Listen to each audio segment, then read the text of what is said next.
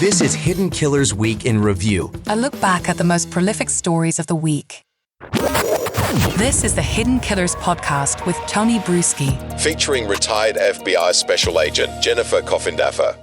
Let's take a look here at some of the closing arguments from Jackson. This is talking about John O'Keefe's health data on the Apple Watch. Let's take a listen and we'll talk on the other side. His phone, and that represents a huge problem for the Commonwealth. It shows that he took 80 steps and ascended or descended 3 flights of stairs at that time. And that makes perfect sense, doesn't it? It matches. Walks into the house, goes directly to the basement. There's your 80 steps and your descending flights of stairs. The big problem for the Commonwealth is he wasn't outside at the car ascending and descending stairs, wasn't climbing on top of the car. So they'll tell you, wait, don't look at the Apple Health data. Look at this other thing called Waze. But Rick Green explained that if you apply the 3-minute offset that is built into that monatomic time, it aligns perfectly. They don't want you to see that. They don't want you to pay attention.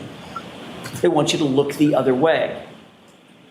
But even more importantly, at approximately 12:32 a.m., someone holding John's phone takes another 36 steps and travels 25 meters. Why is that so important?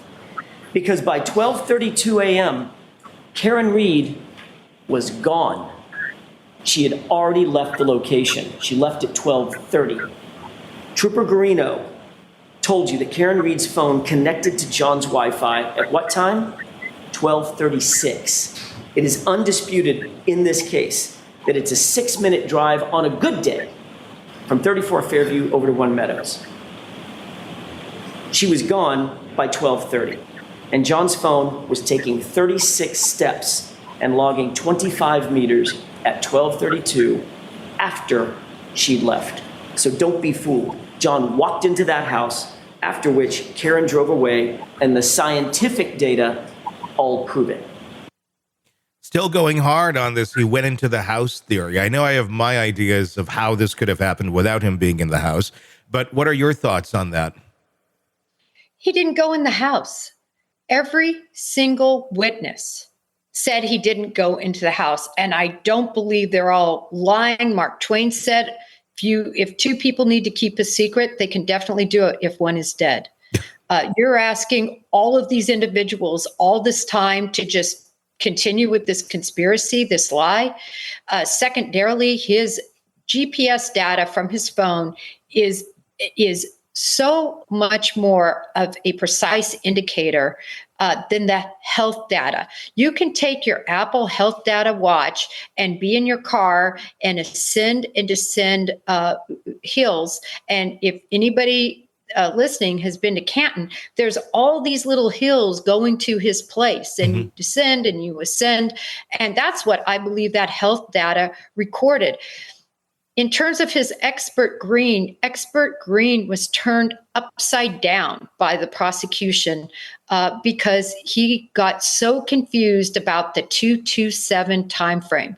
The 227 timeframe that unequivocally occurred at 6:23 in the morning, not 227, as has been kind of the stronghold of their position, crumbled because Green just doesn't have the expertise that the prosecution witnesses had.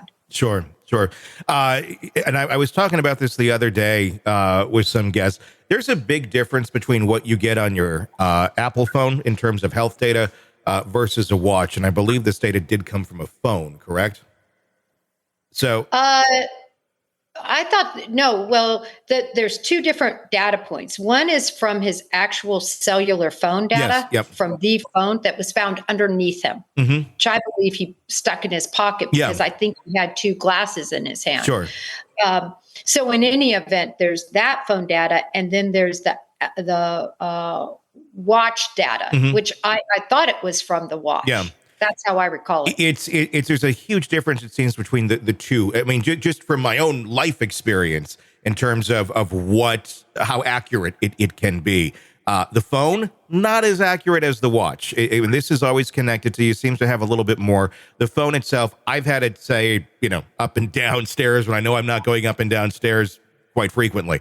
And in terms of the movement as well, I look at that and go, okay, if he was knocked over, I'm not going in the line that he's just tipped over and he's done, after the vehicle strike or if he slipped or whatever happened there. Probably got up, walked around quite a bit, tried to walk it off, tried to figure it out, fell again.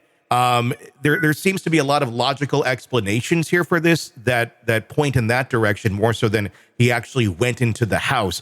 Is it a mistake that they continued to push this narrative, even in closing arguments, that somehow he went into the house? I know it creates some reasonable doubt, but there's nothing that points to it being accurate. I think it was a mistake because the data points don't prove it. And back to your point, and I just wanted to make sure I'm clear because I might not be being clear here.